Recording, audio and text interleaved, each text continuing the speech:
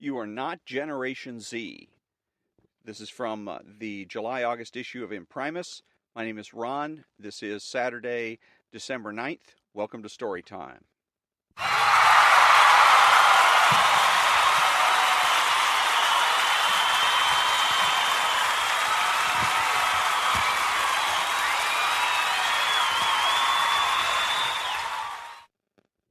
You Are Not Generation Z by Patrick L. Sajak. When you're asked to give a commencement address, the first thing you think about is what you can possibly tell these young men and women that they don't already know. Especially here at Founders Classical Academy, where simply because these students chose to be educated in this particular way, I already know a great deal about them.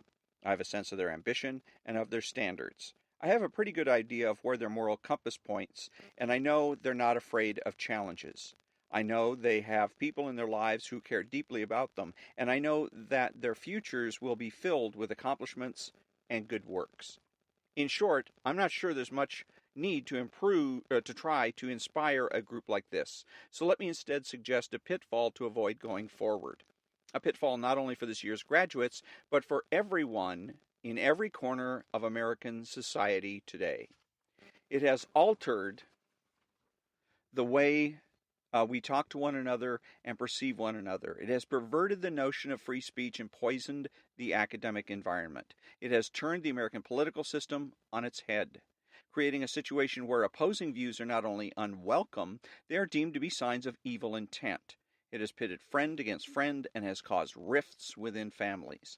I'm talking about identity politics, the attempt to divide Americans and set us up against each other. The attempt to classify and categorize us by all sorts of measurements and standards. To a great degree, those who are making these attempts are succeeding, and their efforts are changing our country in fundamental ways. We are all members of groups. I'm of Polish descent. I'm a baby boomer, one of those tens of millions born in the aftermath of World War II.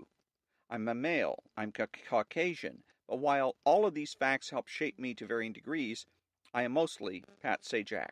I am a unique individual created by God and blessed to be born in a country whose founders believed that our creation endowed us with unalienable rights. I grew up in an industrial area of Chicago. My parents were divorced. We often struggled to make ends meet, but our struggles were no greater than millions of others. And I always believed that I could and I would overcome them. It never occurred to me that I was the hopeless victim of a system or the success of others was inhibiting my ability to succeed. Envy, anger, and resentment were wastes of time and energy. I always believed that an individual by the name of Pat Sajak would make something of himself, and I don't mean becoming a TV personality. I mean improving my life, making a difference in the lives of others, and growing up to become a contributing citizen of this great country. Today, this graduating class is made up of individuals who have worked hard to be in this place and in this situation.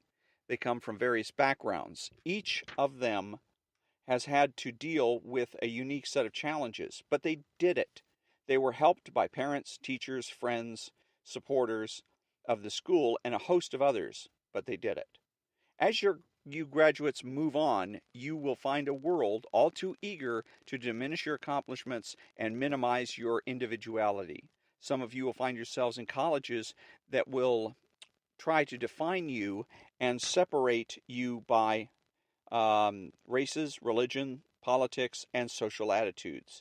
You'll be exposed to the notion that the truths you learned here at Founders Classical are, well, sort of truths, subject to prevailing winds, that good character and civic virtue are flexible terms, open to interpretation and alteration.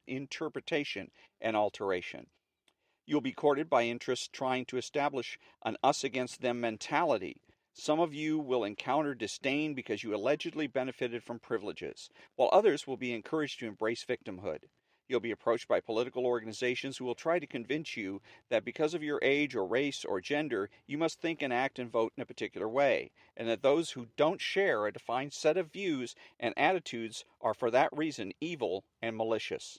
Just as they try to diminish your individuality, they will try to discourage you from looking at others as individuals. The media is complicit in this effort to label people, sometimes entire generations. As I said, I'm labeled a baby boomer, and you've heard a lot about millennials in the past few years. You're the next group, and they haven't figured out your name yet. Maybe it will be Generation Z.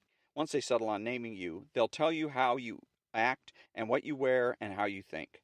I prefer to think of this group as the first graduates of the Founders Classical Academy.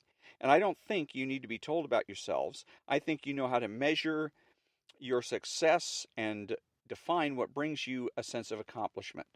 The problem with identity politics is that it reduces us. We are no longer human beings with individual hopes and dreams. We are commodities. We are groups to be labeled and courted and pandered to. We have no shared values as Americans because we are a series of interest groups. We're told that we're told what it's thought we want to hear, and we divide ourselves into pockets of groupthink. We begin to speak only with others in our group, and we begin to believe that the only valid and true way to think is the way we think. To the contrary, as you've learned here at Founders, the good and the true and the beautiful are not negotiable. They cannot be bent or shaped by political or social means. On the Hillsdale College website, you'll find the following. How do we measure good? Is it defined by the majority? Is it measured by self-satisfaction or personal fulfillment? The good of anything is found in its ability to accomplish what it was created for, to realize its purpose for existence as intended by its maker. Only in this realization can something truly be called good. The good is possible only in the light of truth. Not truth as it is often defined today by personal preference or popular consensus, but truth as it is, independent from opinions and emotions. And where goodness and truth exist, there you will find beauty. We were created for a purpose. That purpose is not left to chance or whim, but was determined by our Maker and written in our nature. Our purpose is to seek truth in order to discover and to act on what is good and beautiful in this life. I urge you to resist those who would try to undo the basic truths you learned here, and to say no to those who try to classify and divide you into opposing identities. You are not Generation Z or whatever they want to call you. You are Bianca and Colton and Chase and Ashton. You are Claire and Ari. You are Jasmine and Ray and Emma. You are Basil. You are Natasha. You are the first graduating class of Founders Classical Academy. I congratulate you, and I thank you. And that was You Are Not Generation Z by Patrick L. Sajak, host, Wheel of Fortune, and vice chairman of the Hillsdale College Board of Trustees.